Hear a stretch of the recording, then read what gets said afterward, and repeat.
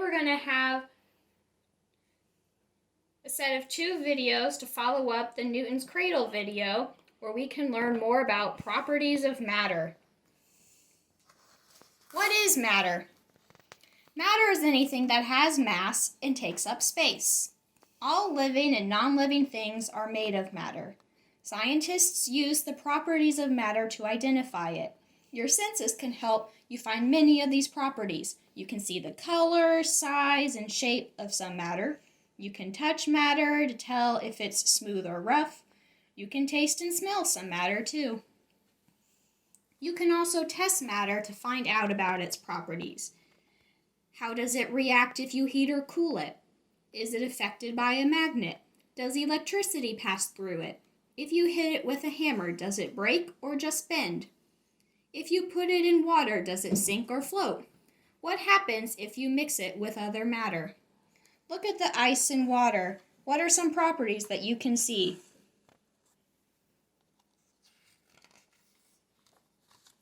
States of matter. Matter is made of tiny particles. These tiny particles can move. They are also arranged in different ways.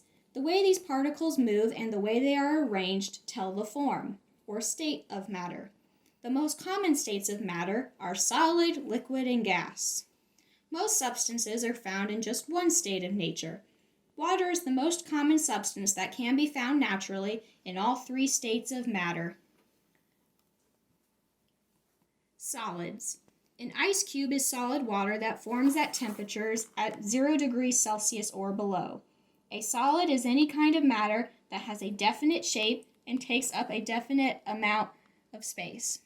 The particles of a solid are packed closely together. Liquids.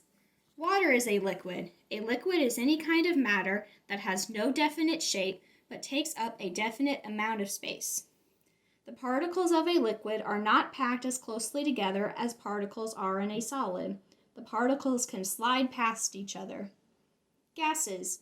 Water vapor is an invisible gas. Water vapor and other gases make up the air around us. A gas is any kind of matter that has no definite shape and does not take up a definite space.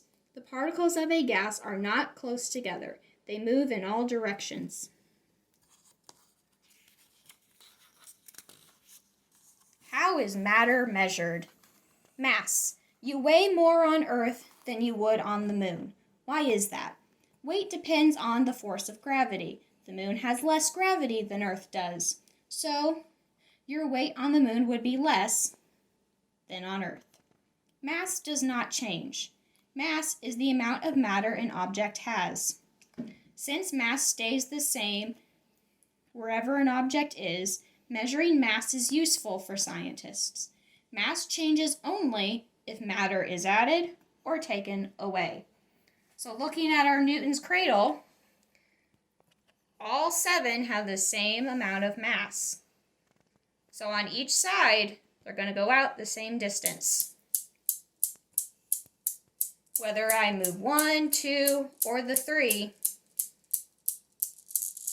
they're going to go out the same distance.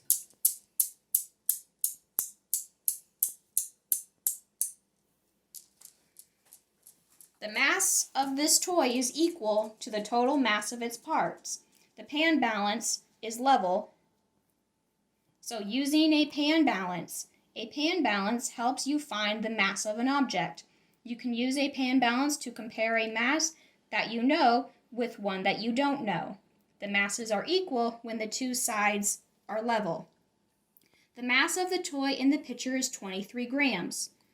What if you took the toy apart and measured each part?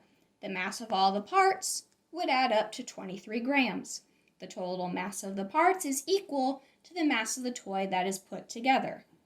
The pan balance shows this. The toy is on one side of the pan balance. It is in many pieces on the other side. Both sides have the mass of 23 grams. So the pan balance is level.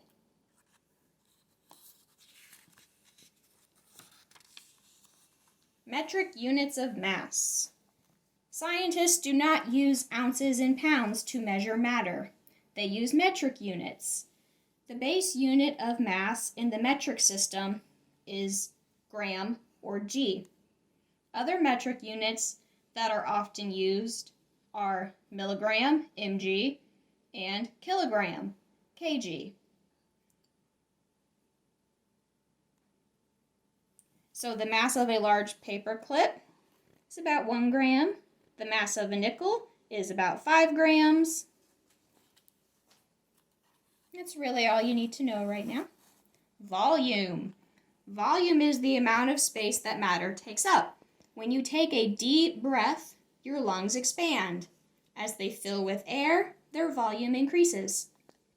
You can use a metric ruler to measure the length, width, and height of a solid, such as a box. To find the volume, you would multiply those numbers together.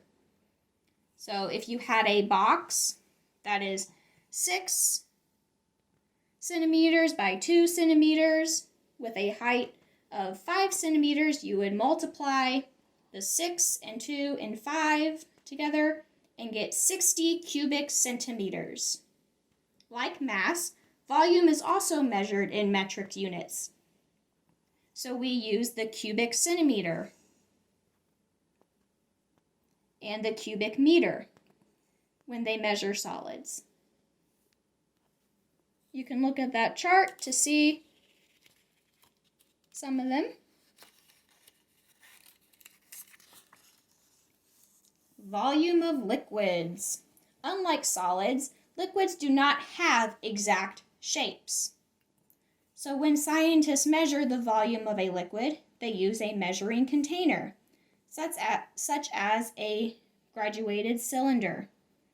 A solid must sink in water in order for a graduated cylinder to measure it.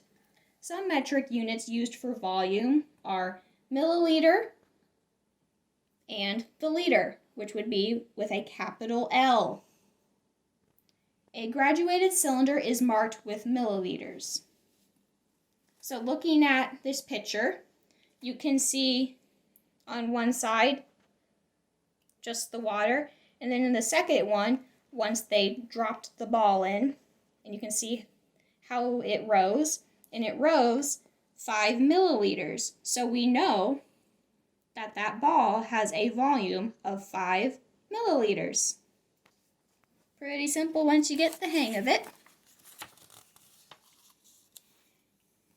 And to finish this first video out, we'll talk about density.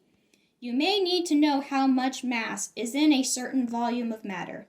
Does steel have more mass than wood? To find out, you need to know the sizes of the pieces of steel and wood. You need an equal volume of the objects you are measuring. Density is the amount of mass in a certain volume of matter.